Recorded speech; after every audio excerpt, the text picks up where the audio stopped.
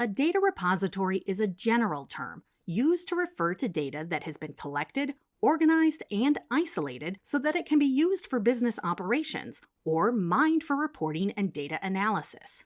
It can be a small or large database infrastructure with one or more databases that collect, manage, and store datasets.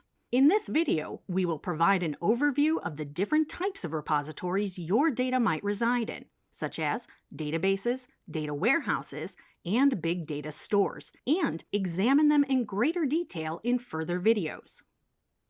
Let's begin with databases.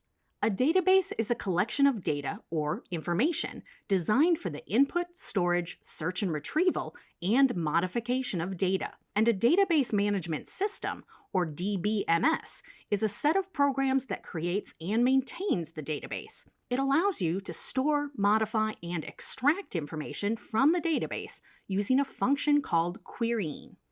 For example, if you want to find customers who have been inactive for 6 months or more, using the querying function, the database management system will retrieve data of all customers from the database that have been inactive for 6 months or more.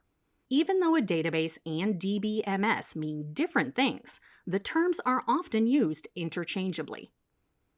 There are different types of databases. Several factors influence the choice of database, such as the data type and structure, querying mechanisms, latency requirements, transaction speeds, and intended use of the data. It's important to mention two main types of databases here: relational and non-relational databases. Relational databases, also referred to as RDBMSs, build on the organizational principles of flat files, with data organized into a tabular format with rows and columns following a well-defined structure and schema. However, unlike flat files, RDBMSs are optimized for data operations and querying involving many tables and much larger data volumes. Structured Query Language, or SQL, is the standard querying language for relational databases.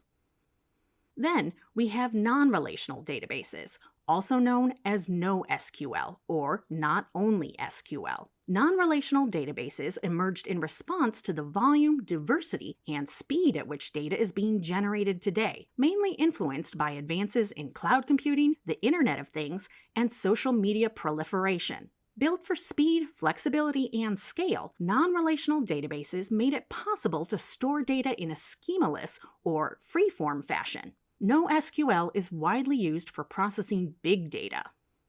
A data warehouse works as a central repository that merges information coming from disparate sources and consolidates it through the extract, transform, and load process, also known as the ETL process, into one comprehensive database for analytics and business intelligence.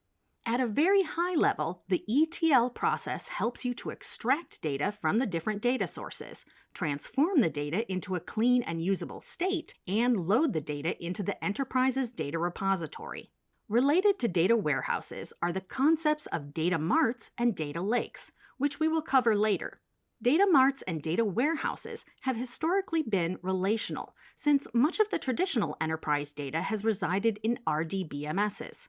However, with the emergence of NoSQL technologies and new sources of data, non-relational data repositories are also now being used for data warehousing. Another category of data repositories are big data stores that include distributed computational and storage infrastructure to store, scale, and process very large data sets. Overall, data repositories help to isolate data and make reporting and analytics more efficient and credible while also serving as a data archive.